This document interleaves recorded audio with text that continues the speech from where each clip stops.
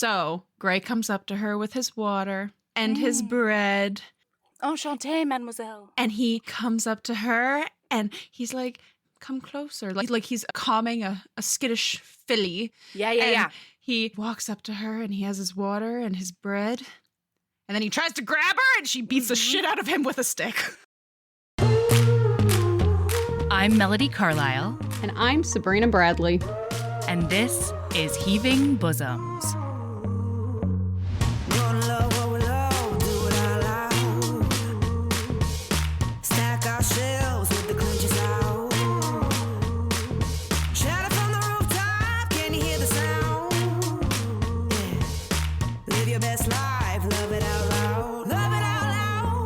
This is the podcast where best friends recap romance novels and other kissing media that makes us swoon, snark, and refills our cups.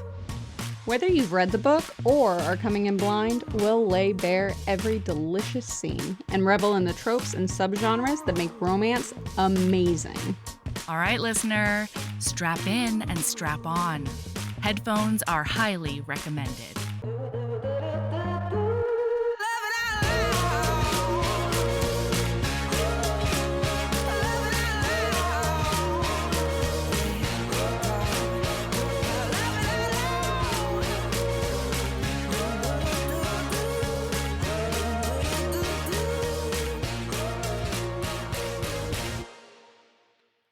Oh, hey, Sabrina. Ooh. Hi, Melody. How are you today? I'm okay. I'm in kind of a weird mood, but okay. Okay, good. Yeah.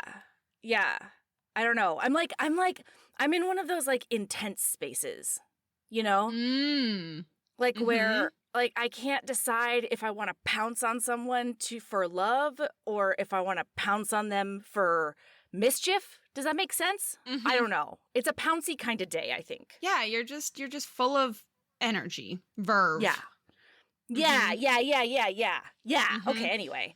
Yeah. Meanwhile, I'm feeling hot. And it's not because of a situation like you, where you end up sweating buckets because you're stuck Just inside regular. of a tiny recording studio. Yeah, just Mine regular is life because stuff. We're under a heat wave right now. And my AC unit, which just recently got serviced, can't keep up. So I literally have a window unit on as well, pushing air. Oh my around God. my house. Yeah. Can I tell you why I'm definitely not made for hot weather? How come? I've had soup for lunch 2 days in a row. Yeah, that's wild. Every time you've sent me a picture of your meal, I've been like, really? Hot liquid? That's what we're doing? We're just going to put more hot stuff into your body? Well, not only that. Holding hot stuff. My stove is gas, and so, like, it puts off a lot more heat than an electric stove. Yep, you're just a weirdo, and I love you. On top of that, guess what came in the mail yesterday? What did you do? What? So about 2 weeks ago, my space heater broke. Okay. So they don't sell them at my local stores because it's the heat of summer. I hope you got a discount if you're buying it right now. I bought one. It's about 40% off, and it came yesterday. It's wonderful. I've already used it. What are you talking about? You've already used it. It's 98 degrees outside. It's 101 degrees outside. This is why all of my friends are like, what the fuck are you doing, Sabrina? It's 107 degrees outside. You can stop me anytime. What it is, it's because I like warm toes, warm feet. And no, if that's the case, then you need to look at your circulation. That's a circulation issue. Come on, man. It's not a circulation issue because my feet are actually fine. They're as cold as the rest of my body. But I cannot. We have to stop this conversation. I can't. That is crazy. Those are life choices I don't understand. So, I want the rest of my body cold, but I want warm little feetsies. So, I'll just heat them up and put socks on. Wow, dude. Wow. I'm so sorry, Sabrina. You are no longer allowed to complain about the heat. I'm so sorry. You may not. No. I am, though, because I do sweat if the rest of my body is above, like, 70. But if it's not hot enough to heat up your feet, then, it's not hot enough. It's fine. You're looking at me like I'm crazy. You're making me question my entire life. Everybody else makes me question my entire life, but like maybe it's because I'm looking to you face to face while we're having this conversation, but I've never felt more judged in my life. No, not in like a bad way. I'm in a pouncy mood, you know? This is true. I don't know. You gotta think about the pounce factor. The pounce factor. Yeah, okay, you're right. I'm not like hardcore judging you. This is just baffling to me. Baffling to you? Mm-hmm. And that's partially because we are having a very similar heat wave up in the Jers. And I'm just clammy all the time. I'm just perma-moist. I'm just sweating a low-grade sweat, unless it's a fully, like it's dripping into my eyeballs kind of sweat if I'm working in the garden. Like I had to buy a 10-pack of bandanas the other day. That's where I'm at. And so the idea of adding any kind of heating tool to my regimen at this moment is just wild. Well, so you have to understand though, I keep my house like unnaturally cold during summer. Like it's truly heinous how cold I keep my house. But like if it's any higher than that, I am miserable.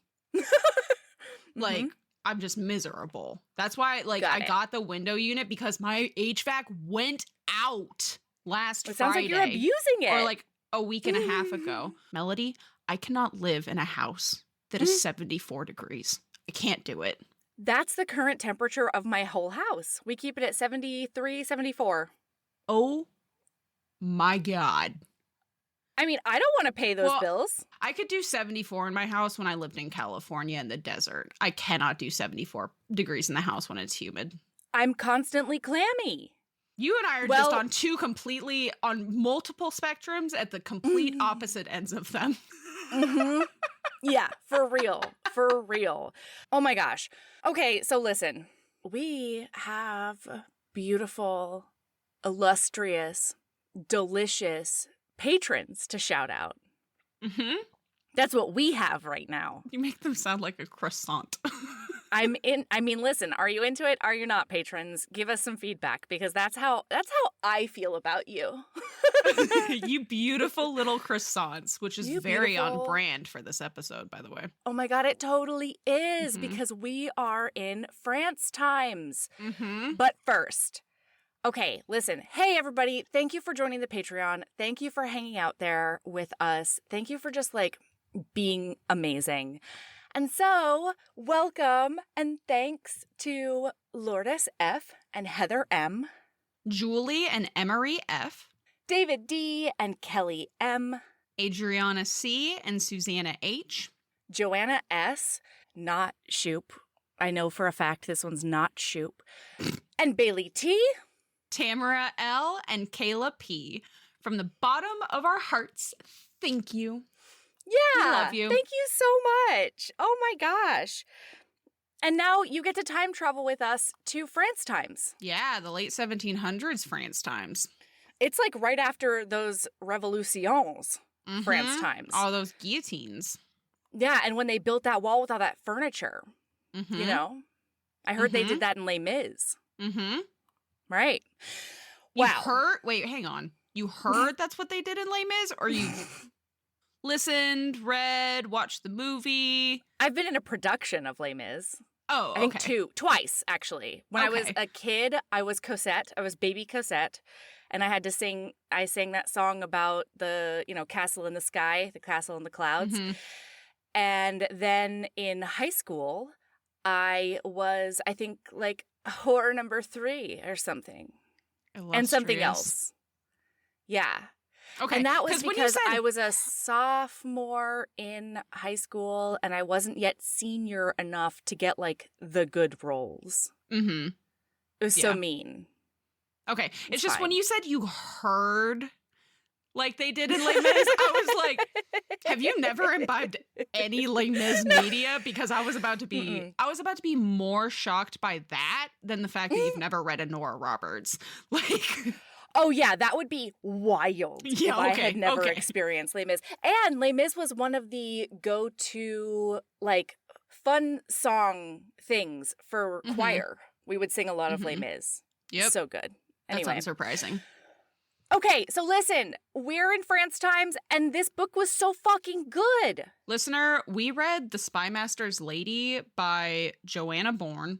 I've never read a Joanna Bourne. Me neither. This book was riveting from get-go.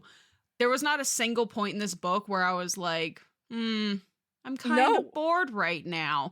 Let me tell you, Melody, are you ready to hear about a toxic trait? Uh-oh, tell me everything. I looked on Libby, and the second book in this series has a hold of about 2 weeks. Every other book in the series was available to download. I know probably for a fact that person with that 2-week hold is really excited that nobody had taken out the third book because it meant that they could go straight from book 2 to book 3. I did, in fact, pull out the rest of the series. What? But you won't read them until you have book 2. But the book 2 will be here in time to read those before the hold is up. And bet that second book's going to come out. I'm going to read it in a day. That third book's going to come out. I'm going to read it in a day. And so, like, guess what? That person, I'm not holding them off for like 4 weeks, okay? They're only going to have to wait like 2 days. I just jumped ahead in line and stole everything else out from underneath them because I'm a monster. You want to hear my toxic trait?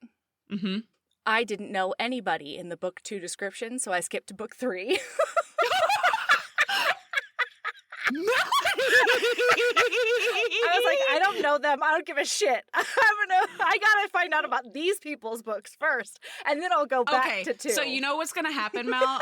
I'm gonna give you a quickie on book 2. We'll do a quickie. Oh, rock on. Yes. I will commit to a quickie, and then you don't even need to, and then we can just banter about the rest of the series, because we're gonna be blowing through these bitches. This series is I don't know if the series is good, but this book. The writing of this book, the fucking POV of this book is so good. The twistiness of this book is so good. It's so twisty.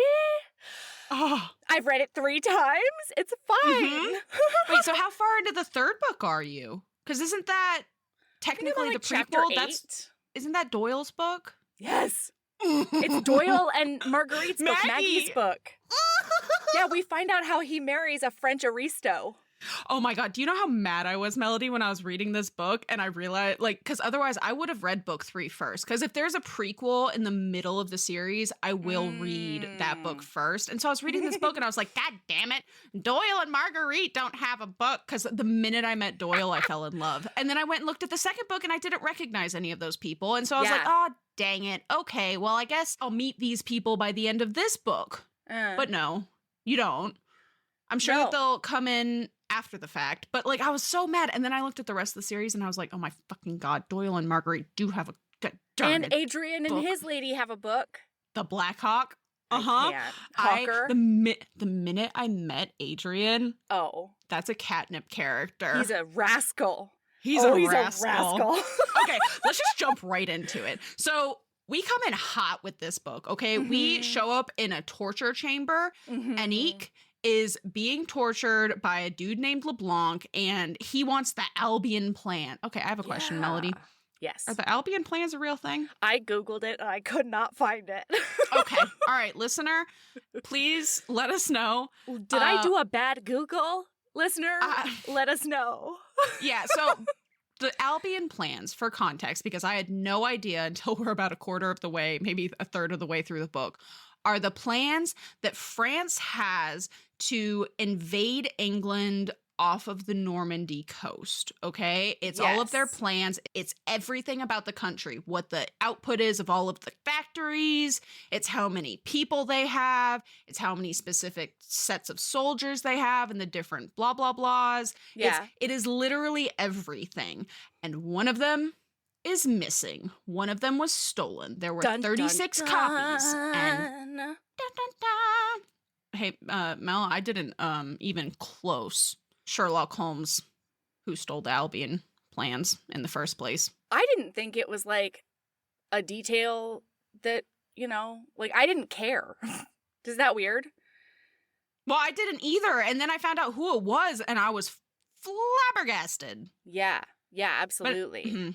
But anyway, so he... Listen, the plans themselves are real. Like, Napoleon planned an invasion of the UK from what I read, it was like from 1803 to 1805. They were like planning this thing. And the Brits were, trying to do some countermeasures and some stop that please, then thank you. But I didn't find anything that was specifically named the Albion plans. But that's essentially what this is. Napoleon was, gonna go into the UK, and this had literally everything. It had what roads, the dates, all the stuff, right? The amount of men it was going to take, all the business, right? And so LeBlanc wants these Albion plans, and he knows that she has them, God damn it. And he wants them. And so she's like, I really don't. Everybody, they're so silly. Everybody is so silly. I'm just a 19-year-old. I couldn't possibly have the Albion plans. We're fine. And he's like, no, you're lucky I have guests upstairs, or you would get it good right now. Instead, I'll wait until my guests leave, and then I'll come down and torture you until you tell me everything. And the guest specifically that he has upstairs is like the guy who runs all of the French spies. He's the top guy. Fouché. Yep. Yeah. So when he leaves, she looks over. Oh, God, I really thought there was a capital R coming that happened, because it says, like, he undid her shirt and then, like, started hurting her and, like, touching her boobs and stuff. On her breasts. Yeah. My first listen, when we get to the deflowering, I was like, what are you talking about deflowering? There was a chapter 1 capital R word. Like, what is what are you talking about? I thought that there wasn't, but I did have to go back and reread to confirm. Like, it was not super clear. But he leaves, and she is wandering around this dark cell. It's complete pitch black in there because the sun has gone down. All of the lights have been taken away and all those things. Or as we find out later, that is not exactly the case. Doesn't matter at all. I had no idea. Me neither. It was wild. Yeah. And so she's wandering around the cell because she was like, I really hope he doesn't do anything, because I know that there are 2 guys that are chained up at the edge of the cell. And so she wanders around and she finds one guy, and she thinks he's super young, probably like 16 or 17. And he has a bullet wound, and he's chained up, and he's like this close to death. And then she finds another guy in there, and he is immediately identified as an attractive, safe man. Yeah. Safe and, like, authoritative. You know, like, he knows what's going on, and he could tell some people what to do very capably. He's described as distracting. Oh, indeed. To a spy? Oh my God, that's going to come up so many times this episode. This book is so French, y'all. It's so French. So she is like leaning on him, and she's like taking a moment of solace because she is in a bad state, right? And she has been for months. We find out just how bad later. So then she hears coming down the stairs Henri, and he is he's a fuckboy. He's the worst. He's awful. He's a serial rapist. I don't know why I say R word, but then I'll say rapist. What is that about, do you think? Who knows? It's like when you censored hell. but not like, yeah.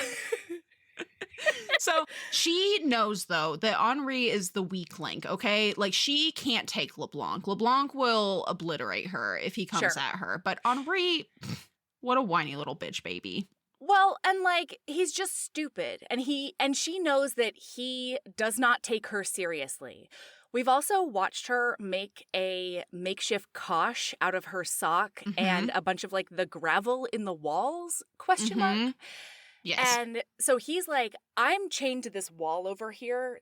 I would love to help you. But, like, all I can really tell you is good luck if you're going to try to take down Henri. And she's like, yeah, no worries. Don't even worry about it.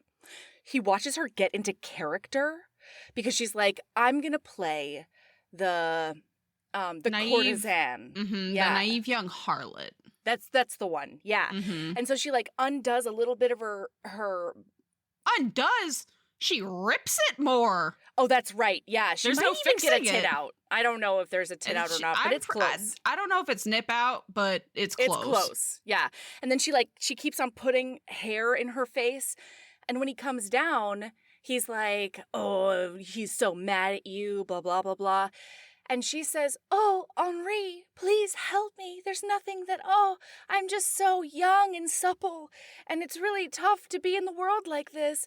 And he's like, yeah, I bet. And she's like, oh, but you couldn't do anything because you have to listen to everything LeBlanc says. And you couldn't possibly go against him, even though he's going to make me dance for him in front of the fire. I'll oil up my whole body and then I'll gyrate in front of the flames. And then he's going to ask me to come to him and pleasure his body with my mouth as however he pleases. And the way that I've been taught to from a very young age, that's not true. But like, it's great. And the guy, this is from his perspective. What's his name? Gray. Thank you. This is from Gray's perspective. And so he's got the boneriest of boners. And he's like, I'm so worried. Well, also of note, though, he hates that boner because when the light hits that cell, he recognizes her as the woman who ambushed and killed his men in Bruges? In Bruges. Bruges, yeah. So Henri's like, you know what? You've got me too turned on. I'm going to come in there and I'm going to thwart LeBlanc's orders. And as he comes in, she gets her kosh out. It's totally like dark and stuff.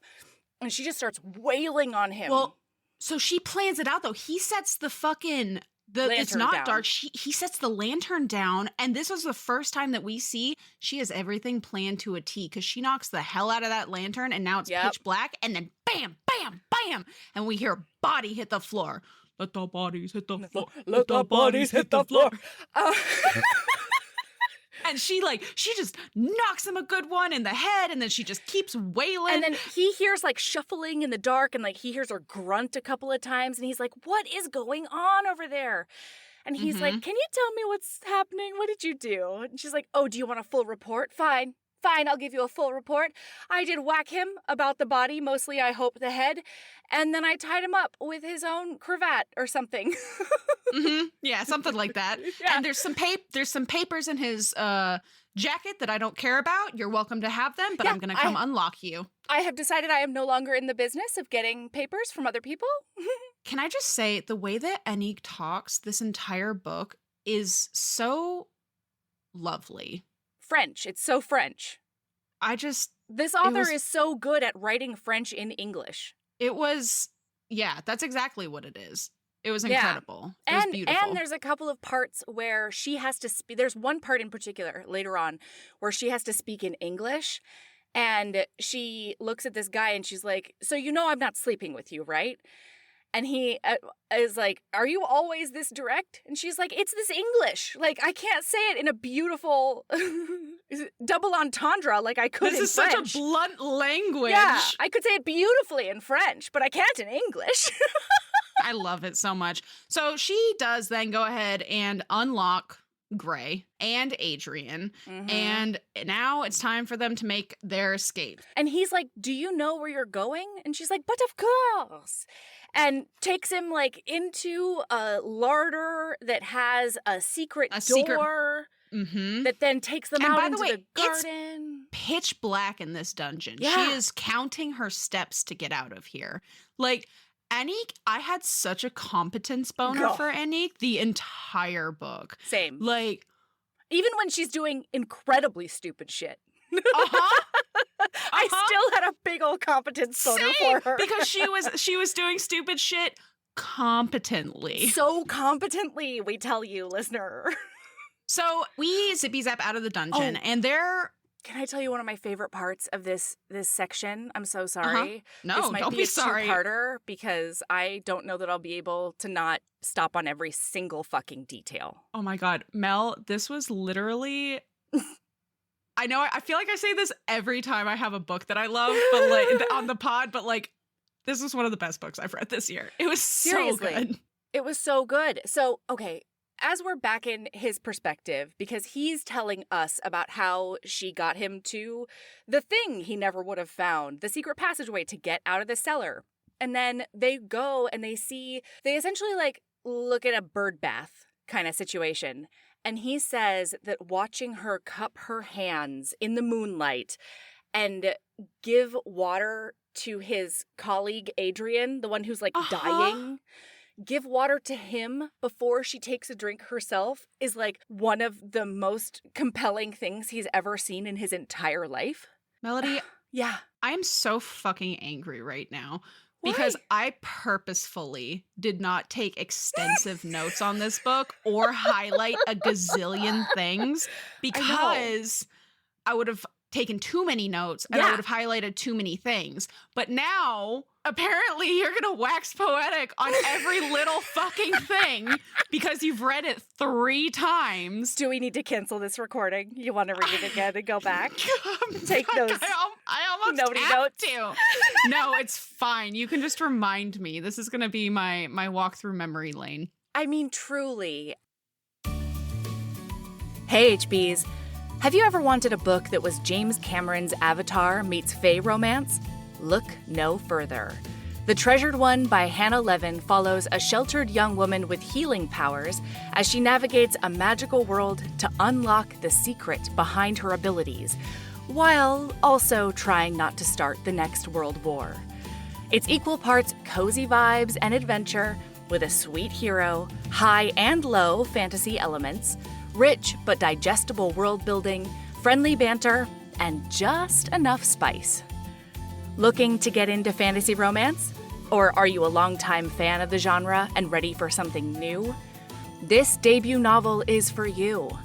It's been described as a fresh new take on Fae-human romance and an ACOTAR feel without having to commit to 5 whole books. The Treasured One is a contemporary romantasy offering a novel take on Fae-human romance with world building that feels easily accessible, a cinnamon roll hero, and a sheltered heroine who finds herself along the way. This book is perfect for fans of Holly Black and Carissa Broadbent. Okay, go click the buy link in the show notes and get The Treasured One. Hannah Levin wrote this book just for you. So he's like, I wouldn't have been able, because he's carrying Adrian. Because he got shot 4 days ago, they say. I don't know how Adrian is still alive. Like, because it missed like all of the places, and I don't know either. I mean, I know, but he should like, be in sepsis. Right? Like, it's banana pants. Anyway, he's like, I wouldn't have been able to get him over that garden wall had she not been with me. Like, he owes her a ton. But he also wants to catch her because he has identified her as the fox cub. Yes. So, and on top of this, French spy. We didn't mention this, but it was shocking that she let them out of their shackles because she's a French spy and he's a British spy. It's very clear that they are British spies in this room with her. And so why would she let them out? They're mortal enemies. Everybody, you know what? But anybody is fine compared to LeBlanc. But also, like, this is the first sign of her empathy towards humans, right? Oh, yeah. Towards other people, regardless of where your loyalties lie. Oh, and when they were back in the cell, he says, is Henri still alive? And she's like, he's breathing. Like, you never really know with head wounds, but I know that he's breathing right now. And then he says, against my better judgment, like, I'm not going to kill this man. And she's like, okay, well, make your choices. I'm just not going to kill him either. And then, like, let's go. Oh, and he believes that she's the fox cub. She is a person who has been a spy since childhood. Everybody knows about her. She is notorious. She is incredible. She is the fox cub. And he believes that she ambushed a bunch of British spies in Bruges like 5 months ago or something and murdered them to death by throwing knives into their throats. Well, and it's because she is known for being very skillful with her hands. She's a juggler. He sighted her in Bruges in the court, like the central square while he was having lunch. And the people who died had very perfect stabs in the back of their neck. And so he was like, I know it was her. There's nobody else it could have been because she was there. And he believes that this was like a big French conspiracy because they were lured to Bruges by saying that they could buy the Albion plans. And so he thinks that it's this whole thing. They were lured there in order for her to assassinate these people. Well, especially because they got lured there for an amount of gold that he would have happily paid 10 times that amount for the Albion plans. Like, why weren't you, like, it had to be a trap. Right. So he's very conflicted right now because on the one hand, she's being so kind and she's doing these things that she has absolutely no reason to at all other than I want to help a fellow human. But she probably also murdered a metric fuck ton of British spies a while ago. And he just doesn't know what to do with himself. But he knows, at the very least, he's got to keep her with him. Because that's actually the reason he's in France right now. They've been tracking her for those 5 months, which is hilarious to me, Sabrina. Like, that's hilarious to me. Anyway, because we find out later that, like, because for the past 5 months, she's been walking from Marseille. Oh, yeah. And, like, you know, staying with pals or whatever along the way. But these guys can't even, and, like, listener, you don't know something about Annique yet, and you will find out. But, like, they can't catch her at her, like, least powerful. Most vulnerable. There we go. Yeah, so he has to take her back to Britain, to Galba, the runner of the British spies. And he's the head of the section, which means something whatever big that means in spy times. I think of it as like a regional manager. Yeah, that's what I was thinking. So they get out of this dungeon and he's like, we need to get to the closest church.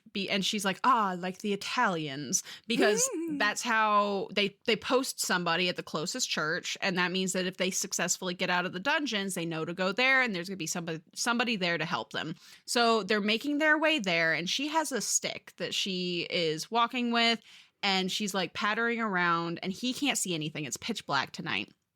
And he's like, how do you know where we are? And she's like, you can't smell it. The prose in this book is beautiful. She's like, you can't smell it. You can't hear the river. You can't hear the insects. You can't hear the forest. Stop trying to see and start sensing what's around you. She also says that I have walked this path many times, monsieur, and I have a very good memory, she says. And so not only is she using all of these other senses and walking him through it, being like, the river is 50 paces to our, like, you know, left-ish. And if you listen to blah, blah, blah, it's really cool. And then she says, and this cherry tree I have stolen a bunch of fruit from in my youth. And right across from there is the church that you need. And then one of his colleagues comes up, Doyle, whose book I'm reading right now. Boy, did he accidentally have to, did he have to hide her against a wall so that nobody else could see her. And she was in the middle of getting dressed, you see. And so she is naked and he has to push her up against this wall so that these, you know, to be clear, listener, boys don't come and get her. She's talking about Doyle's book right now. This is not. Ooh, they decide to be reckless and maybe kiss. I don't know. This is not this book, listener. You'll have to come back for the quickies. Yeah. So Doyle shows up and she is very skittish, right? She immediately launches away as much as she can because Adrian is, even though he's sick and ill and dying, he's in on it. He understands what he needs to do and he like collapses onto her a little bit. So it's hard for her to get away. And then she like shoves him onto Gray and like backs off to the forest because if she can get in the forest, they'll never catch her. She's gone. She's like mist in the wind. So this is all happening, and they get Adrian into the carriage, and Doyle and Gray... Then they start improving a lure. That's exactly it. So he registered the way she was discussing water earlier. He's like, she is so thirsty. So what a thirsty lady. And so he's like, give me some water, give me some bread, and I'm going to go get her. And so they turn on the lantern and they can see her. She's watching them from the forest. And she's just like, she won't come any closer. And she doesn't realize that Doyle's probably going like around the side to box her in. So Gray comes up to her with his water and his bread. Enchanté, mademoiselle. And he comes up to her and he's like, come closer. Like he's calming a skittish filly. Yeah. He walks up to her and he has his water and his bread. And then he tries to grab her and she beats the shit out of him with a stick. Oh my God. First, it goes into his knee. Then it goes onto his elbow. And he's like, what the fuck is that? This is ridiculous. She's tiny and minuscule and she hasn't eaten or drank for days, literal days. She should not be able to fuck me up like this. She gets away from him a little bit. He manages to grab her again, but then Doyle's there. And then she beats the shit out of him too. Yeah. And as he's like trying to get her to the carriage, she keeps on fighting him. And he's like, I just gotta let her tire herself out. Like, this is gnarly. He's literally horse taming this woman. Yeah. He just jumped on and he's going for the ride of his life. And then they get her into the carriage and he puts her down on the floor. He doesn't put her in a seat or anything. She kneels on the floor. No. What? He bends her over the seat with her arm grabbed behind her back so she can't move, and he's kneeling behind her. That was very important to me. Yep. Yeah, no, it's later on when he has her down on the floor. Yeah, you're right. Also, of note, she's leaned over the bench seat, right? And she says, an hour ago, she had set her hand against his heart and wanted nothing more than to stay beside him. She would now do exactly that. The universe had been treating her with great sarcasm lately. And I was like, yes. So this is when she finds out who Gray is. She finds out that he's the second in command of the British spies, basically. And she's like, fuck stick. This is not good. And what is he going to do to me? He's going to torture me. And she thinks to herself, he's got to be here for the Albion plans because he normally doesn't come out on like just, mishmash missions. He only comes out when it's like serious business. And she's like, I'm gonna, we've already seen a look into her head as far as torture is concerned because of her experience with LeBlanc. And she's like, I'll hold out as long as I can, but eventually I'm gonna But he's gonna break me. Like, Gray's the best in the business, better than LeBlanc even. I'm toast. This is I have to escape. Yeah. So she tries to play it off as if she isn't important, as if she doesn't know anything after she's finally, quote unquote, accepted defeat. And they are so not buying it. They're like, she's going to attack us the second she can. And we know that the fox cub is like lethal. The spy. Yeah. For France. Like she may be tiny, but she is mighty. Yeah.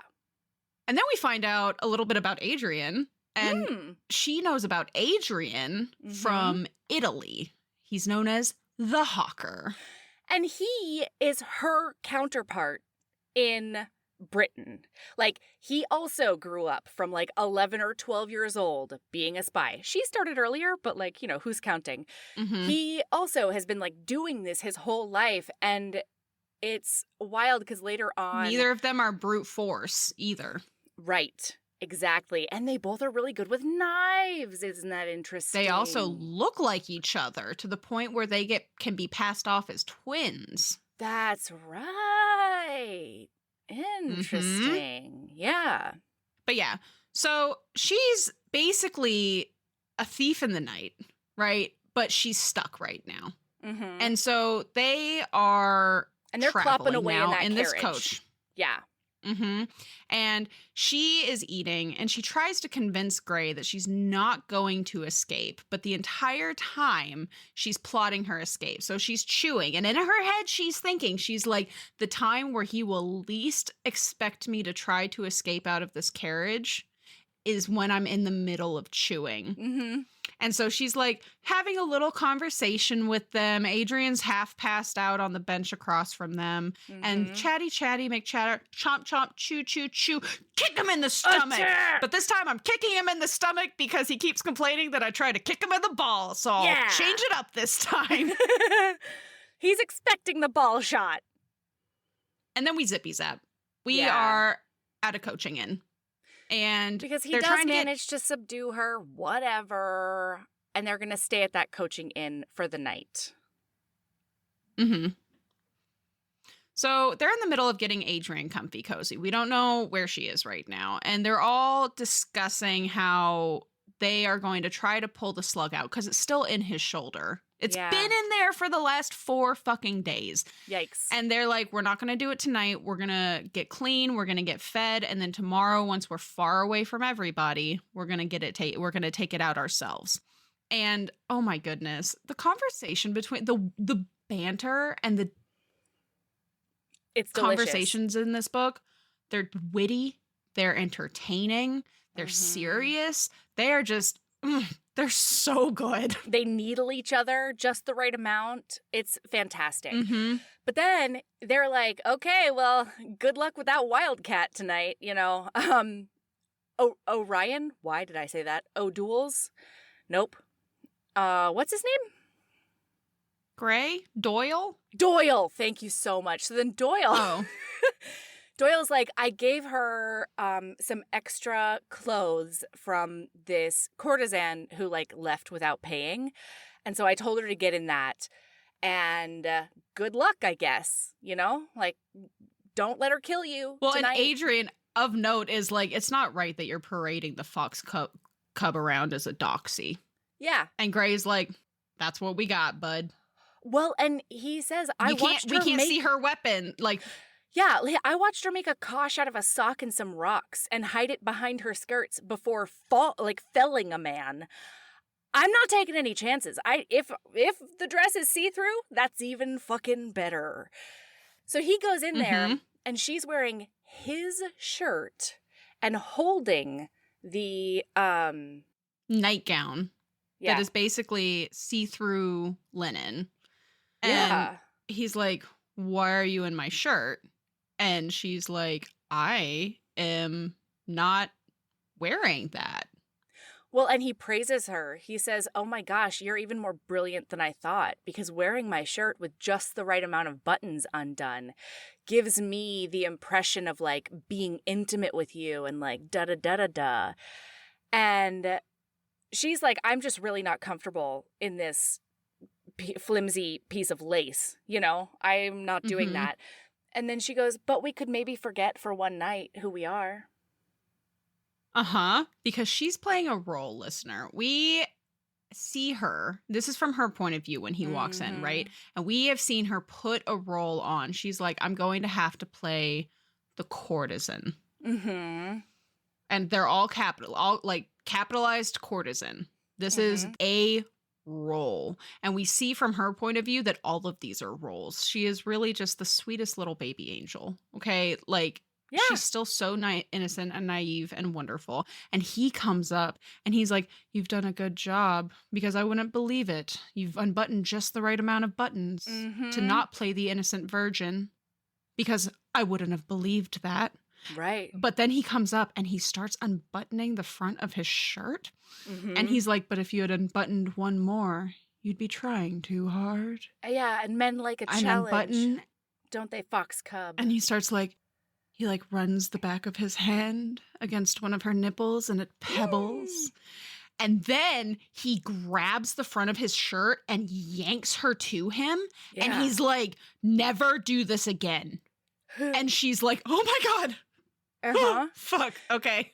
But then she has to sort of like get his guard down and talk him into maybe perhaps hooking up. Maybe.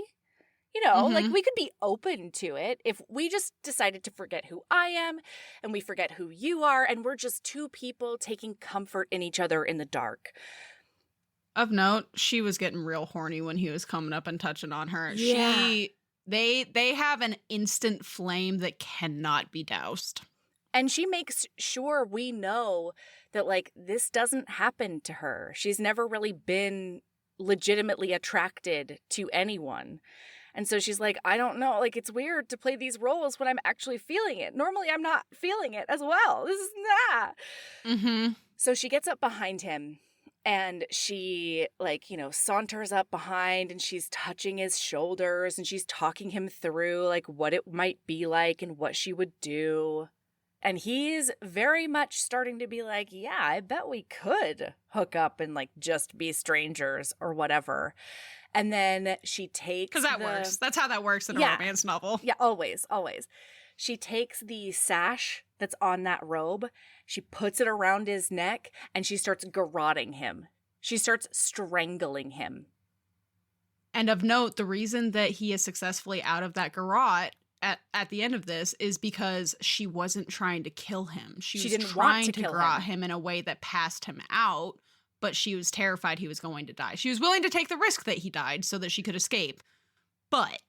And she tells him all of this. So wait, so to go in order, like, she garrotes him and he's passing out. He's like seeing his life flash before his eyes and stuff. And there's no way he's going to be able to stop her. He knows this.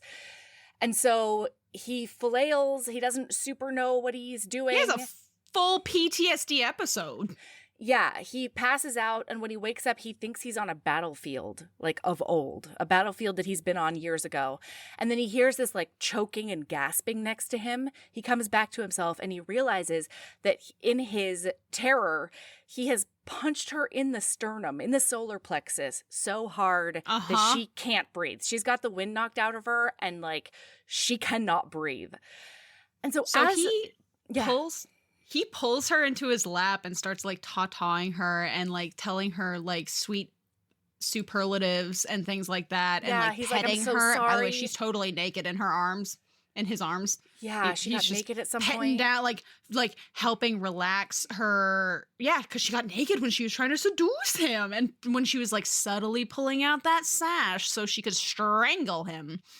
And so he's, like, ta-tawing her, he's, like, petting her, and finally she can breathe, and she ends up rolling away from him up into the wall inside of a coverlet, and so she's completely covered. Hurt her. He hates that he's hurt her. He hates that he's scared her.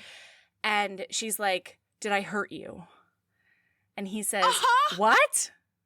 What kind of question is that? She's like, I don't have a lot of experience with the garrote because it can go sideways so fast. But I had to sort of take the chance, but I really didn't want to hurt you, you know, like, forever. And I definitely didn't want to kill you. And that's when he realizes that he would have been dead, period, the end. He never would have gotten that hit in had she not let go. And he's, like, petting the side of her head and, like, brushing her hair back because he's decided that that's how part of how his interrogation is going to be, is until they get to England, he's going to basically, like, long-term seduce her and make her trust him. And this is when he's, like, petting the side of her face and, like, brushing her hair back, and he realizes she's untouched. All of this is an act. Oh, really? This is when he figures it out? I didn't realize that in my 3 reads. He realizes that he realized that she's untouched, or at least not touched by many. And this is when this is when he decides that he's going to seduce her for her secrets. Yes. Because he knows she's going to be easy to seduce because she's never experienced seduction. She doesn't have before. a ton of experience. Yeah. And then she goes to bed, she falls asleep, and he goes and sits on a chair and sleeps in the chair. And notably, his feet are up on the windowsill so that she can't crawl out the window. That's right. And so in the morning, he's trying to talk to her and being like, here's the plan for the day. Here's what's going on. And she won't look at him. Also, she's on that bed naked still. And, like, she wakes up and her whole booty's out. Like, you know, relatable content for me, Melody. And, that's a mood. Yeah. Right? And then as he's talking to her, he's like, God damn it, look at me. Because she's just been staring at the wall. And she sits up and she looks in his direction. And then she feels like air in front of her face. And she's like, oh, he's waving his hand in front of my face because I'm blind. I've been blind this whole time. Well, and he specifically says, you can't see. Yeah. You're blind. And she's like, I'm not blind. I simply can't see. Right. And he's like, semantics. Yeah. And this is when you, the reader, find out that she's been blind this entire time. I had no idea. Okay, so I have to ask, because I knew you have read this multiple times. Yeah. Could you tell, now that you know, could you tell in the first 6 chapters? It was really subtle, especially since it was dark. It was night the whole time, except for in the room. But I didn't pick up on it any more than I would have. Well, because I assumed the fact that she could make her way around description. She doesn't give any visual descriptions whatsoever.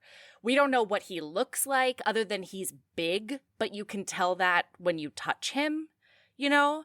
We know how he smells, but she doesn't say anything about anybody's they've been in visual descriptions. darkness like the entire time, right. except for when they were in the carriage. Yes.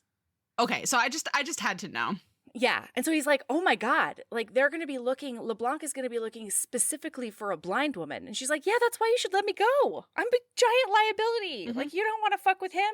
And he's like, are you kidding? I absolutely do. And you're not going anywhere. Hey, HBs.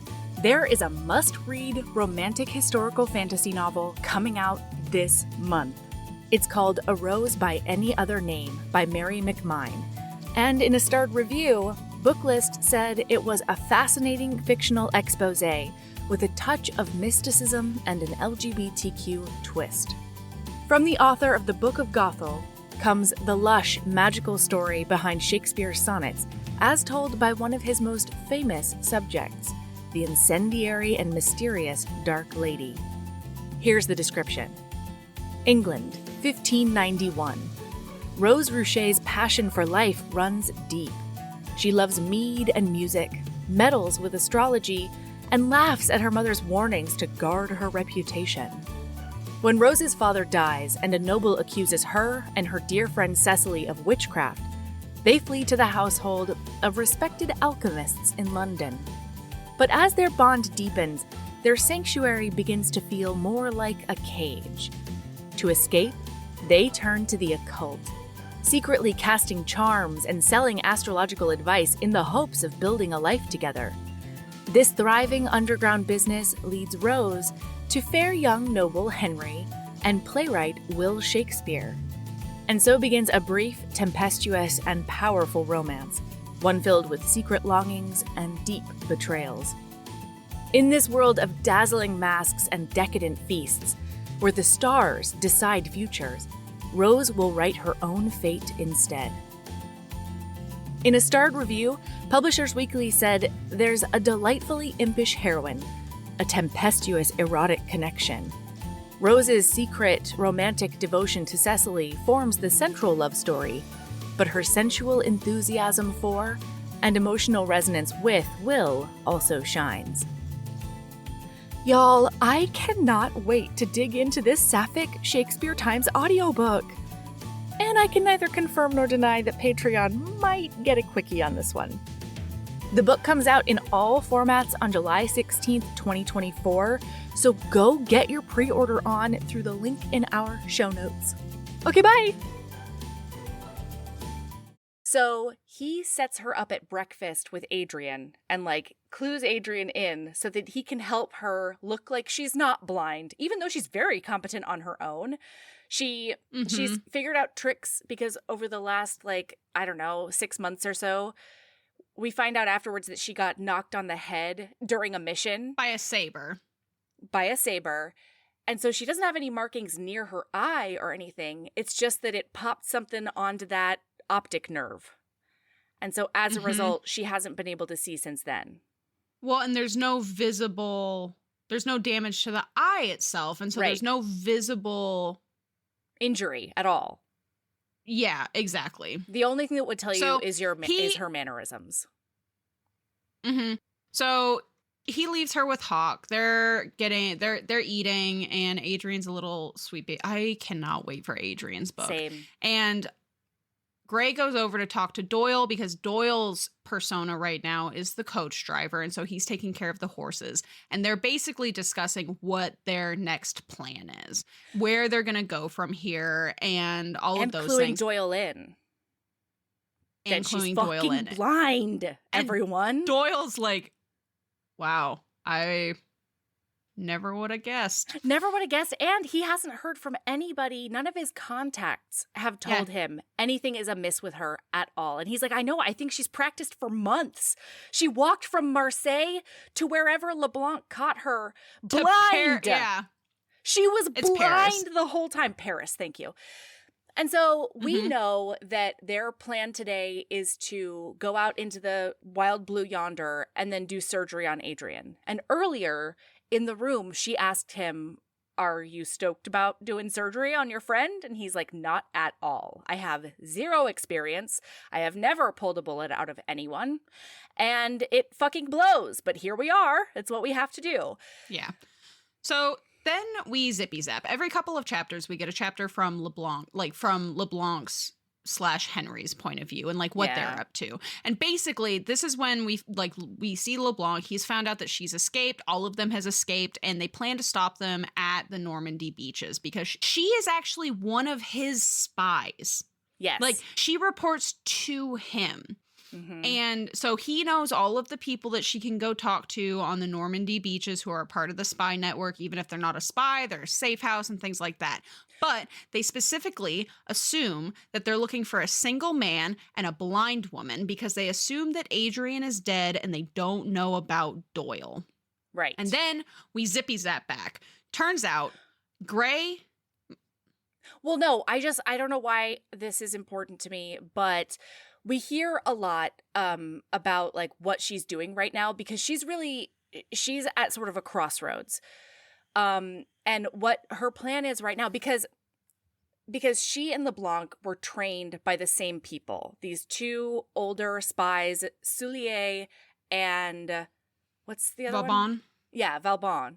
And so even though he's in charge of her, that's only a recent development. And so there are still a lot of contacts and a lot of things that she knows about that were part of like her mother's network and Soulier's network that LeBlanc isn't super privy to. But she's trying to get to London so that she can seek refuge with Soulier, figure out what to do with these Albion plans, and then disappear into the English countryside and not be a spy anymore. And retire. And so just for context, listener, Soulier is basically the French spy that is known to the British and lives in London because they need somebody that they can be like, hey, we have this hostage. What are you going to give us for this hostage? Like they need a face of the French spy network. The British spy network also has a Brit living in Paris who does the exact same thing. An open agent or something like that. Yeah. Yeah, that's exactly what it's called, I think. Is it? Yeah, that's what I thought. So he pops her up on that seat with Doyle, the driver, and he's like, I just don't want to fucking deal with her anymore. I don't want her trying to kick me in the balls every 5 minutes. And I think that especially while blind, she's not going to want to, try and leap off of the fucking driver's seat. So please keep her all day and, try to befriend her. And Doyle says, I like being the nice one. This is exciting.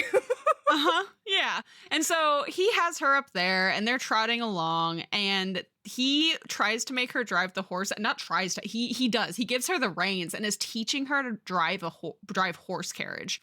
And he's like, they'll just go. They're smart animals. Horses. And this, I noted this. I was like, this is going to come back while she's like, I assume she was going to be blind the whole book. But same.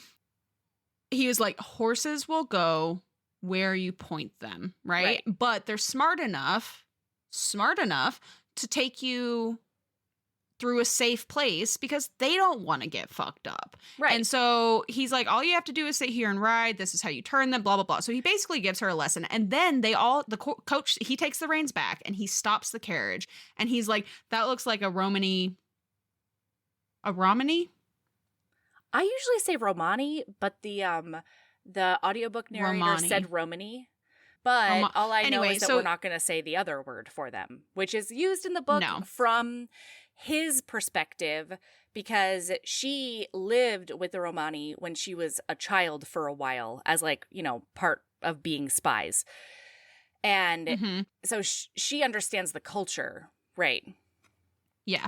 So he notices a camp marker, which is a couple of rocks on the side of the road. And I thought this was so touching that when he was trying to explain where the rocks were to her, he took her palm and was tapping where the order of the rocks and things like that. So she could know what because they know at this point, I don't remember exactly how, but they know that she has Romani knowledge. And so they end up, this is a perfect place. And so they tootle their way with their carriage into this campground that they never would have found without her. And this is where they're going to do surgery. And boy, they are putting it off. Gray doesn't want to do it. Doyle doesn't want to do it. Gray's like, I'm going to be the one to do it because I have more battle experience. And Adrian looks at him and is like, you lost the coin flip, didn't you? And Gray was like, yeah. And so she's walking around the camp getting the lay of the land with her. He gets her like a quarterstaff and so that she can explore, you know, without Bold getting of hurt. him. Yeah, right? Anyway, as she's having like a come to Jesus moment with herself. And she's like, I am a French spy. And if I was completely loyal to France, I would be like, this is great. He's going to do surgery on him and kill him. And it's one less British spy. But I guess I'm not completely loyal to France because I really like these. Because she's I like Adrian. empathetic. Yes. And so she goes over to Gray. He is setting up the surgical whatevers. And she says, Gray, I need to talk to you right now. And he's like, probably not a big important thing. This is probably more important. And she's like, nope, follow me. And so she says, I have a ton of experience taking shards and bullets out of men from all the time that I spied when I was a child. I would hang out in the medical tents. And it doesn't matter that I can't see because it's mostly by touch anyway. There's too much blood bleeding, for you to see. You can't see what's in there. Yeah, they don't have suction so she convinces in this day him, and age. And she sets up her old-timey French times. But wait, does she convince him? This is the best because she's throwing out more arguments and he's like, yes, do it. And she's like, and he's like, I said do it. And she's like, oh gosh. Oh, okay. Yeah, here we go, I guess. And he walks over and he's like, change of plans. Annique is here to save the day. She has tons of experience. You know, she's basically taken out a whole building full of metal out of men and we're good to go. Competency boner. I mean, yeah. So she sends Doyle off to the river to like clean off the item, like the tool. She gets rid of the things that she doesn't need. So, and she by touch, she practices it a couple of times to know exactly where the tools that she needs are. So she doesn't have to fumble while she's doing this. Meanwhile, Gray, she's like, where's the opium? And Adrian's like, I'm not taking opium because that's going to knock me out for 4 days and I'm not going to be able to function. And Gray's like, well, let me try this like speaking to you thing that a person in France is using. No, Vienna.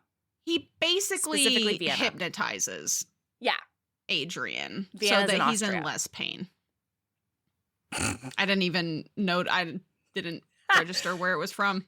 Didn't care. Whimsied the hell out of that. Oh, because that's the birthplace of like Freud and psychology and Jung and stuff. Right? I know that. Oh, okay. I just fully whimsied that the doctor was from Vienna. I didn't give a fuck. Oh, okay. I don't know why it was so important to me. Yeah, that's a very important fact. Never comes back. I think because I was like, this fucker hung out with Freud? Like, what are we doing? Come on, everybody. But anyway, Freud didn't invent hypnotism. I know. Don't come at me, listener. It's fine. So he starts talking to her and she's like, oh, I am really not impressed with his conversational skills. He is dull and he is, what is happening over here? Why are we talking about these ridiculous things? And then at some point he's like snapping in her face being like, hey, Annique, wake up. You are wide awake. You feel great. You're very excited to do surgery on this man that you do not want to kill. And she's like, yeah, of course I'm awake. Because he's like, you are what we would call a very good subject. Adrian, however, is not. He's It's not doing great at being hypnotized. It's fine.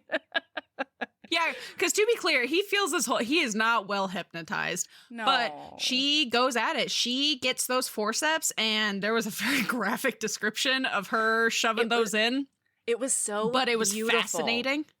It was fascinating and it was beautiful. And one of the reasons is because even though she can't see, we find out that she has like a photographic memory. She has like an eidetic memory where nothing ever leaves her brain. And so as she's feeling, I mean, especially with all of the gore and battles and murders that she's seen in her very young life, like that's an actual and torture nightmare. that she's felt. Yes. Oh, God. So as she's like looking at his torso with her hands, she is pulling up like the map of the blood vessels in the chest so that she like can try to make sure she doesn't hit anything. And bone structure and everything. Bananas. It's so cool. And it's so vivid. So she gets in there and she gets close to a rib. She finds that bullet and pulls it out. And then she can tell that when she touches that little bullet, there's a flattened edge cut from hitting the rib, but she can tell there's another piece. And so she goes back in and wiggles around carefully, finds it, realizes it's pressed against an artery. And so Holy shit very carefully, she tells him, don't breathe. Yeah. And then she successfully slips it out, and she is now a little in shock enough that Doyle starts taking care of Adrian, and Gray comes over and she cuddles up to him a little bit.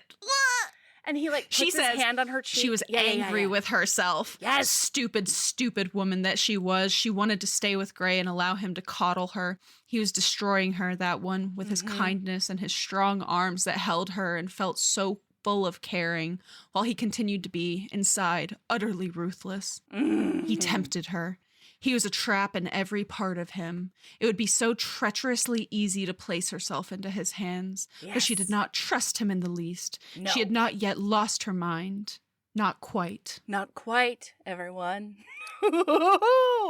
And so she does get sent off to wash off in the river, basically. Yeah. And she has new clothes, wash off all the blood. And while she's gone, the boys, they're impressed because they look at each other and they're like, that took like 2 minutes? Well, and what the fuck? Before she leaves, he looks at her and he says, I'm sorry, Annique. Like, I would have killed him. And she says, almost certainly. Like, you never would have been able to get that shard. And he's just gobsmacked by her. And the more competent she is, the more he's like, we have to take her very seriously. So seriously, in fact, that Doyle, put that laudanum in her coffee, please. We're going to drug her. I thought she was up. going to smell it or taste it. I thought she was going to smell it or taste it immediately, because I would assume that a spy in this time has experienced all of the possible drugs but and also, poisons, right? She's used to good French coffee, and Doyle is making bitter, That's strong what I was laughing about. English coffee. She's like, these people can't make coffee for anything. Oh my God. And so this is when they find out more about her time with the Rom, because she is drinking it and she starts getting a little chatty and she's talking about that. And then Gray leaves to go tend to Adrian and she's just out loud pondering about her life. And then she starts thinking to herself about her Spymaster Vauban and Soulier and all of these things. And then Gray comes up and wraps her up in her coat and she's like, you drugged me. And he's like, yes, we did. And she's Bingo. like, ah. And then just goes to sleep. And then we spend the next, 3 or 4 days with her just in an opium haze. They keep on. Every once in a while, we'll get like a scene where she wakes up and they dose her again. But like maybe make it a half dose this time. Holy fuck balls. And she keeps on like and we have rubbing like up some against dreamy, Gray. horny scenes. Yes. She's a horny laudanum. Yeah, it hits her right in the cooch. And so she's like trying to gyrate up on Gray specifically because she's like, he smells so good and his body is so delicious.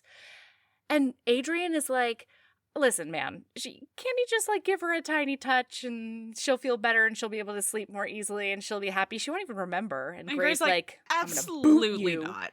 Yeah, I'll boot you out of this coach. I don't care how injured you are. And then They're like, splash on your face, slap, slap, slap, wake up and be the perfect spy right now because the gendarmes are here and we have to be Bavarian now. You need to speak only German. Yep. From now on. The cover story is that Gray is a German professor. He is her brand new husband. They've been together for 6 months and she is being escorted. They just recently got married by her twin brother, blah, blah, blah. And so they are now Mann und Frau. And when he starts speaking in a German accent, it is so good that without her eyes and in like sort of the opium haze still, she's like, oh my God, Gray's gone and there's a new man in this coach. And then she talks herself out of it and like talks herself down. And then when he gets out, he starts speaking Parisian French with a German accent. Because up until this point, he's been speaking regular countryside French in like the south of France accent. It is wild. The competence on all of these folks. I am amazed. I'm amazed by people who can do stuff like this. I know. Because, like, there are. Yeah. And I am not. I'm not a wild vocalist like that. It's incredible. It blows my mind. Especially, oh my God, I'm so horny for like people, like linguistics or like people who can speak multiple languages and just like flip-flop between. And like, it's amazing if you are bilingual. That's amazing. That's cool. I'm not talking about that. I'm not even talking about trilingual. I'm talking about shit like you're talking about linguists, where she can fluently speak 5 languages, which granted she has an eidetic memory, so like that simplifies a lot of things. Certainly, yeah. Certainly helps. So anyway, they get out and they're with these gendarmes and the gendarmes are like doing a papers check, quote unquote. And really they're looking for her and everybody knows it. So she pretends to be pregnant, and it's really helpful that she's has all this opium in her system because she does, like, very believably retch nothing because she hasn't really been eating in a couple of days. And he, as the professor, is such a dick. He's like, I told you, it's just mind over matter. You'll be, like, if you're not feeling well, you can walk the next mile alongside the coach. You just need some fresh air and get over it. He starts German mansplaining her that morning sickness isn't real. And he has become very educated in the matter, and she needs to stop this right now. Mares don't get sick. Oh my God. Rabbits don't get sick. Go fuck Dogs yourself. don't get sick. There is no physical reason that a human woman should get sick. Melody's head explodes. I was thinking about you the entire time. Watch me actually maim someone. This is when it happens. So they manage to do this, and she, this whole time, is like, it is so cool to, like, be back in an espionage improv troupe. It is so cool to, like, have these people yes-anding me into safety. It feels so good, and it's been so long. She's been a solo person for a very long time. They get back into the coach, and he says, before they get back into the coach, she says, oh, no, I remember rubbing up against you like a cat on a hot tin roof. And like, do I remember an orgasm? Is there something? What did we do? And he's like, we did not do anything. What? Like a cat on a hot tin roof? Yeah. Yeah. I've always heard it as a cat in heat. Sure. Maybe a cat on a hot tin roof means something else. I don't think of a hot tin roof as a slinky time. Well, I slinked it in my brain. I slinked it right up. All right. You know what? There we go. So they get back in the carriage and she snuggles up and goes to sleep on him. And then she gets woken up by him again because he's like, we're being followed. And so the plan is there is a monk house coming up. It's a monastery, but they say monk house. It's hilarious. I know. He calls it a monk house, and so I'm going to call it a monk house. I'm thinking that is the literal translation from French to English, because later on, Souvier will ask somebody to make the little meal, meaning breakfast. Like, the way that this is written is so good. So cool. This is written in English, but it is French. You it know they're feels speaking French the whole way through, except when they're not speaking French anymore. Always. Yeah, except when they're not in French. Yeah. Yeah. But even then, you can tell that she is a French woman speaking English. It's incredible. So the plan is to push Adrian and her, so the blind woman and the injured man healing from a gunshot wound, they're not going to stop the carriage. They're just going to shove them out the side of the carriage. It's nighttime. They don't want to. They know it's middle of the day still, isn't it? Oh, is it middle of the day? Yeah. Oh, you're right. It's like afternoon. But they don't want to tip off the gendarmes that there are more people in the carriage than what they find. They can't stop and let them out and then, get up to speed again without letting the gendarmes know that there are two easy pickings right here. And now, listener, we have our first kiss. Because, would you like the quote, Melody? Of course I would. Come on. Okay. So as he's about to push her out, right? He says, "If you run, I'll track you down. I'll be damned annoyed when I find you." He tightened his hold. Yeah, There's been no time. Whatever you've done, oh hell. His mouth was brutal as it closed over hers. We'll talk about this later. But she did not try to talk. She went mad for him. She found his hair, laced into it, and dragged him to her. She consumed him, mouth to mouth. She fought the awkward angles of their bodies, the lurching of the carriage, and went to him. She could not get close enough. She had 1 minute. Then he took her head between his hands hard and set the last kiss on her forehead. That's settled then. I'll be back. We'll finish this. I'm not letting you go. Sir! And then launch time. They do. And then he tosses her ass out of that moving carriage. Oh my! And then they they get together, and Adrian and she hide on the ground for like an hour and a half to make sure that no gendarmes stayed or are coming back. Then they get to that monastery. She's crying because she could tell that Gray was saying goodbye in that kiss. Yeah. Because they know there are 9 people after Gray and Doyle, and she's like, there's no way that he and Doyle are going to survive that. And she asks Adrian, and Adrian's like, nah, they're scrappy. They're going to be great. And she's like, I feel like you're being kind to me, and I don't like it. I need you to be straight with me. But when she goes back, they start basically making a camp in this monastery.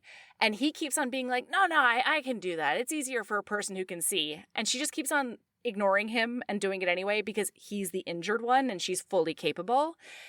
To the point that she clears an escape route, picks apples, he has gets no everything idea. Together. No, he's just in that monastery. And then she sets up a trap with him. Yeah. And it's hilarious because he says, is this a rabbit trap? And she says, no, weasel. It's for guys. It's for the dudes. Isn't that funny? I clocked it because... I just got that. Yeah, I clocked it because in the second book, Doyle is talking to Baby Hawker because Hawker is his squire. Third book. I'm so sorry. Third book. You're right. I don't know those bitches in the second book. The second book doesn't matter to me. Yet. I had to get to Doyle's. You're going to fucking regret it. You're going to regret it. I'm going to read that second book and I'm going to be like, Melody. Melody, it's otherworldly. They were so important. Yeah. Everything, it changes everything, you're going to say to anyway. me. I don't care. Anyway, they talk about weasels. So in the third book. That night, they're laying under a blanket to keep them, a cloak, to keep themselves, to share body heat. And they're talking, and this is when Adrian finds out that Annique has fallen in love with Gray. Because she asks him what he looks like. And he won't tell her. He's like, he's big and he's ugly and he's the boss of all spies. He's not for you. And she's like, I'm not for him either, but I want to know what he looks like. But he specifically says, and just because this was beautiful, all of her discussions about love, I have a couple of quotes throughout the book about the way she feels love, and it's just really beautiful. He says, have you fallen in love with Gray? That wasn't wise of you. Sometimes she was not wise. There were many people who could have told him this. He said, you aren't going to deny it, are you? Not to your twin. She listened to the fire for a while. When one says, I will not let myself feel anything for a man, it is already too late. Why, Annique? I do not think such stupidity can have a reason. To love, it is a great madness for those in our profession. Mm-hmm. And she's right. But then they hear a clippy clop because there are people here and they're going to search this monastery. So Adrian decides that he's going to take the guns that he has. Also, she tells him that this is the third time she's held a loaded gun in all of her spycraft life. And, she doesn't understand why these men need all these guns. This is ridiculous.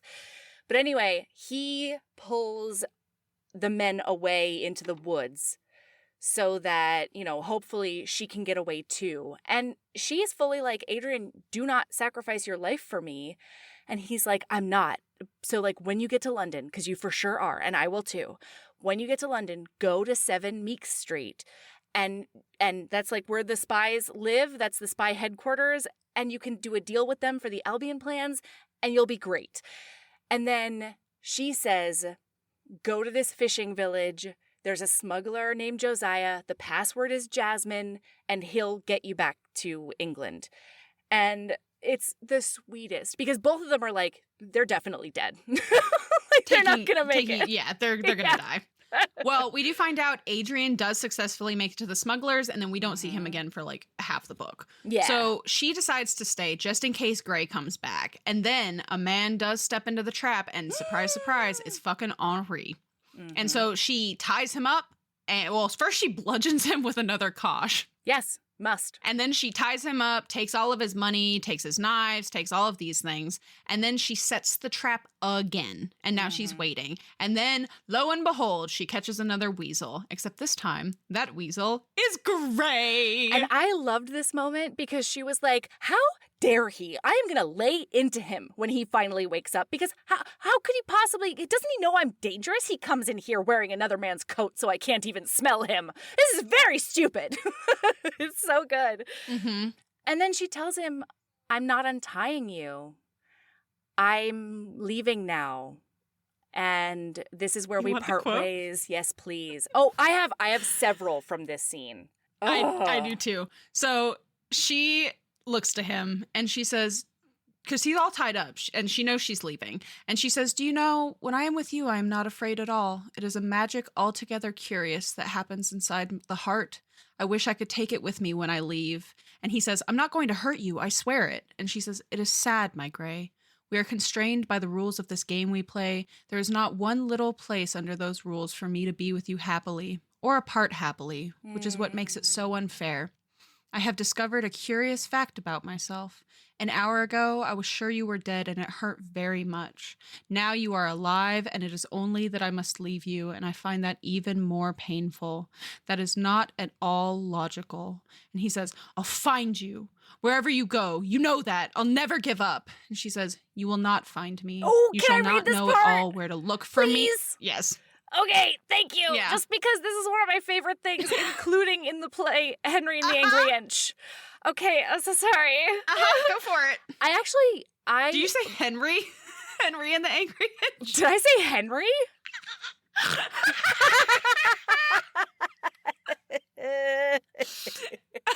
The correct term is Hedwig and the Angry Inch, listener. It is indeed. Not Henri. Not and the Henri. Angry Inch. All right, go. Okay. She says, you will not find me. You shall not know at all where to look for me. Pay attention. Plato says that lovers are like two parts of an egg that fit together perfectly. Each half is made for the other, the single to match it. We are incomplete alone. Together, we are whole. All men are seeking that other half of themselves. Do you remember? This isn't the goddamn time to talk about Plato. That made her smile. I think you are the other half of me. It was a great mix-up in heaven, a scandal. For you, there was meant to be a pretty English schoolgirl in the city of Bath, and for me, some fine Italian pastry cook in Palermo. But the cradles were switched somehow, and it all ended up like this. An impossibility beyond words. He says, Annique. Swiftly, softly, she leaned to him and covered his mouth and kissed him. It seemed to surprise him. I wish I had never met you, she whispered. And in all my life, I will not forget lying beside you, body to body, and wanting you. And he says, for God's sake. And then she gets up and then she says, Adrian was right. I should have made love to you when I had the chance.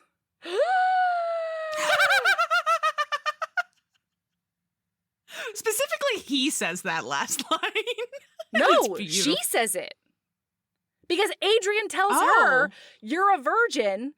When they're snuggling, Adrian tells her, if you get a chance, oh my God, fuck him.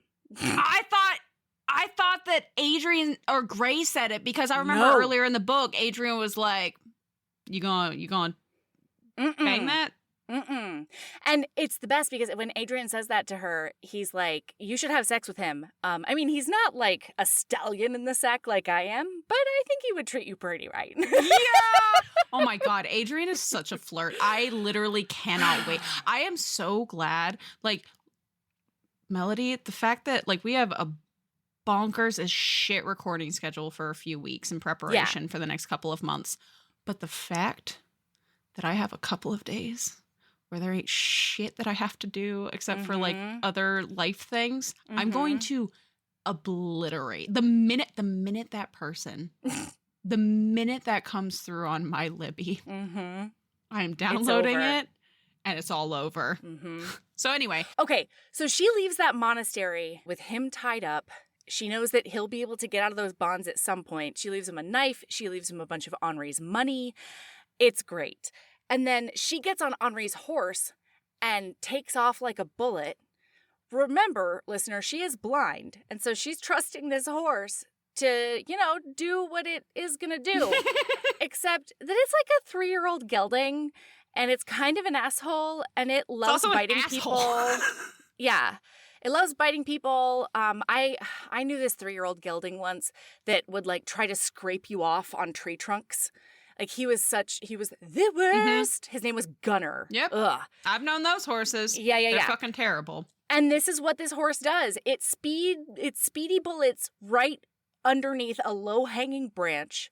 She gets hit just full on in the noggin, goes flying, wakes up in a ditch, and realizes that she can see light. So she opens her eyes and she can see again. Earlier on, she said that the doctor told her that there's a good chance that whatever is pressing against the optical nerve, if it gets, displaced again, she could get her sight back, but she could also maybe like definitely die because it could slice some other part of her brain. And so she's laying there waiting to die. And then after a few minutes, she's like, or maybe I'm not going to die. This is great. I just have my sight back. Guess I'm not dying. Yeah.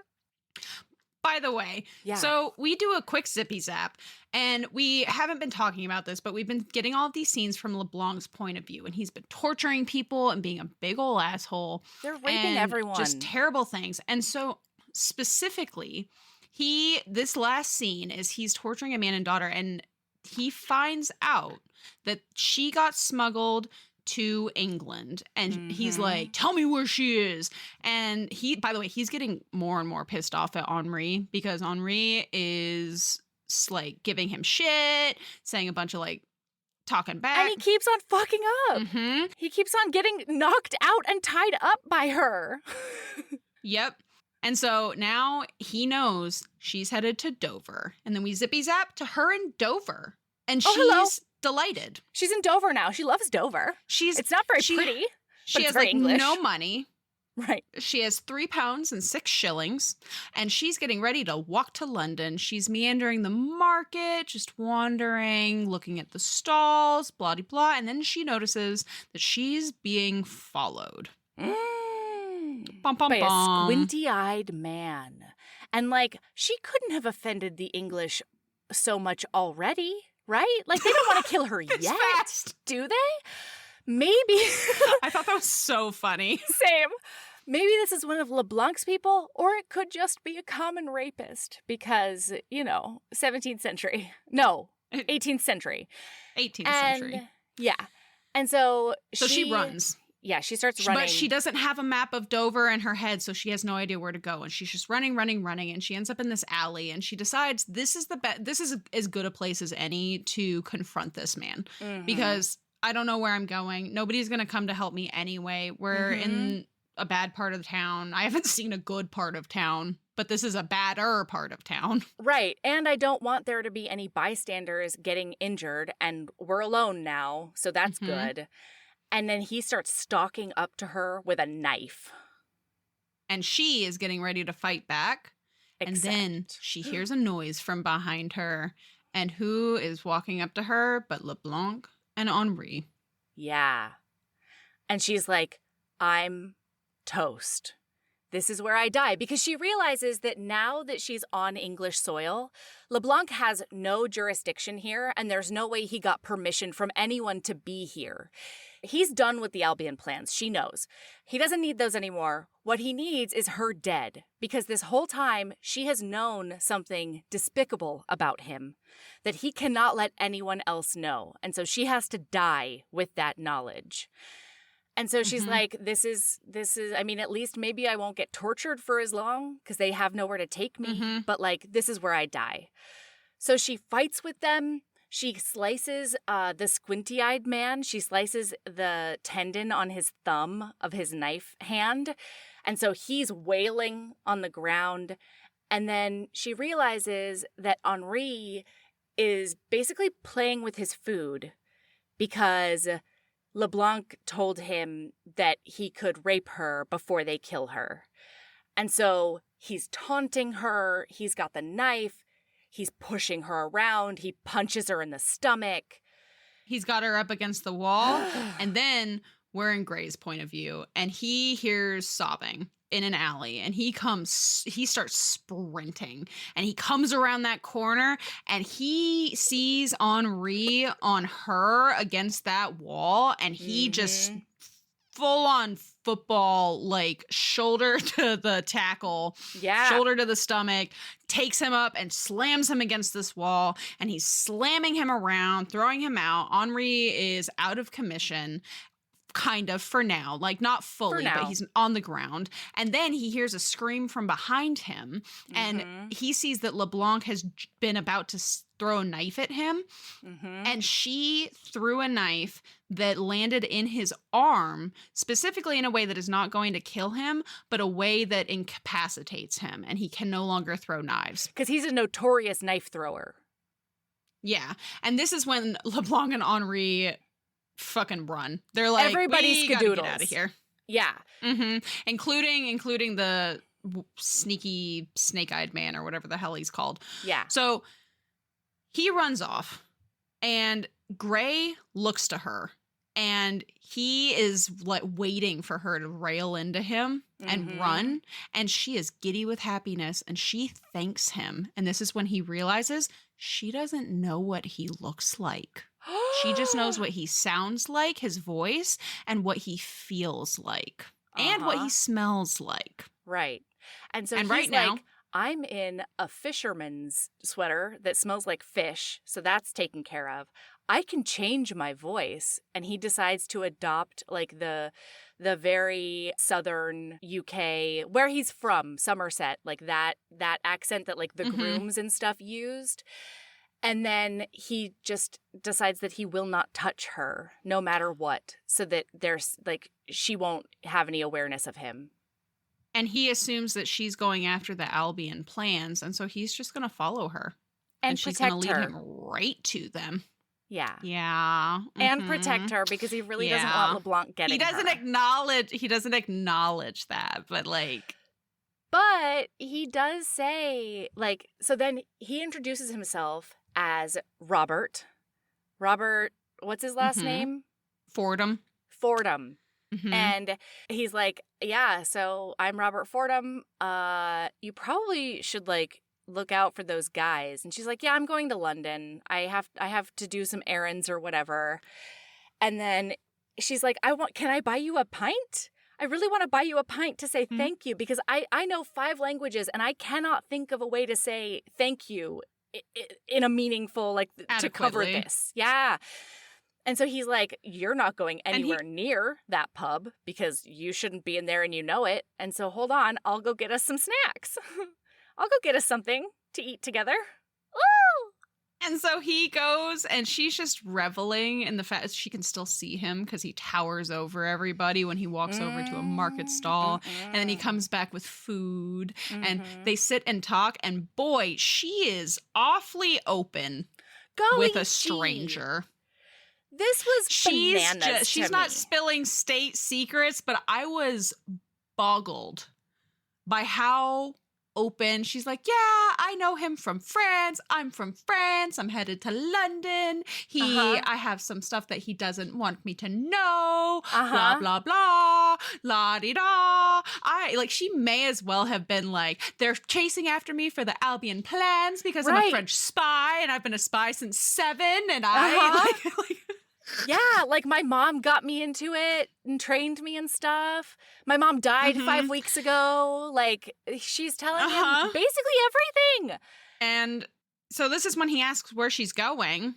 Well, no, he says if you're going to London, the coach is, this way. You can take the coach down. And she's like, oh, no, I have no money. I have 3 pounds and 6 pence. And so I can't do that. And so I'm going to walk. And he's like, walk? You can't walk from Dover to London? And she's like, I walked across France just like last week. It's fine. And she says, other than the times that I was in a coach, and the times that we're walking were much better than the times in the coach when I was drugged out and humping a man that I fell in love with afterwards. And so he's like, okay, I'll show you to Canterbury Road. That's the best way to get from Dover to London. And he points her in her direction and they say farewell and she makes her way onto the road and it's time to go to London. And then, listener, she notices a bit into her walk that she's being followed. Ooh. And that, listener, we'll have to wait until next week. Yeah. Next week. Next week. Listener, if you have not read this book, this is your opportunity. Go read this book. It is such a romp. It is delightful. It is the prose twisty. Is both beautiful and delicious and witty. And, it's so good. The way that these two think in their brains. Ooh! Everything about this book is incredible. Yeah, like the tension that Joanna Bourne manages to weave into every single moment, even when it's not like a big intrigue, is just incredible. Yeah, so we'll see you next week with part 2. What's your lady love, Mel? It's from months ago, but also from recently. Have fruit out. Like, if you're just hanging out with friends or just by yourself or whatever, having just like a plate of grapes out or a banana on a counter or whatever, gosh, it makes snacking so much easier and so much more healthy. If I don't have to open a cabinet and choose not to eat the honey roasted cashews or the chocolate whatever, and I just see some grapes on the counter, ooh, do I want those grapes? Or like cherries, if cherries are on sale, Sabrina. Have fruit out. That's my lady love. I love that. Yeah. My lady love is also food related.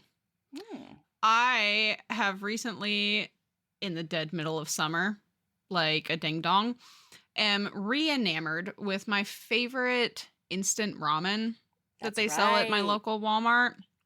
It's the Nongshim Shin Black Spicy Beef and Bone Broth Ramen. And you can buy them just as packets, and you can buy them just like as a cup. And so when I make a cup noodle of it, I just eat it like that. Sometimes I'll add like a little bit of some kind of already cooked protein or like veggie or something to it. But when I make it in the pot, like as the puck that you put in the pot, right? Yeah. I add mushrooms, or I'll add spinach, or I'll saute some garlic and ginger first, or like I just do a lot to like doctor it up. Have you added a mostly boiled egg? I prefer completely hard-boiled eggs, but other people enjoy mostly boiled eggs. I love an egg. God, they're so good in ramen. I love an egg. And it's just so good. I think that in general, my lady love right now is I don't feel like cooking or really putting together food, but this is just so easy. And it might not be the healthiest, but I punch it up with healthy things. Yeah. Because I'm also trying to eat healthier. Yeah. And it's just so good. It's just the right amount of spicy. Yum. All right. All right. Keep being a badass. And love yourself as much as you love being inventive and using your robe sash as a garrote. Yeah. Yeah. Keep being a badass and love yourself as much as you love being a cat on a hot tin roof. Ooh, it's slinky. Bye. Bye.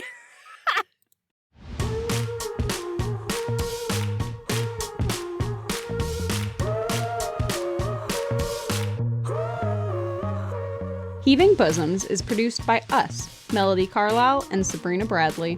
Editing is done by Melody Carlisle. Our theme music is by the incredible singer-songwriter Brittany Fonts, and our art is by ultra-talented author Kate Pryor.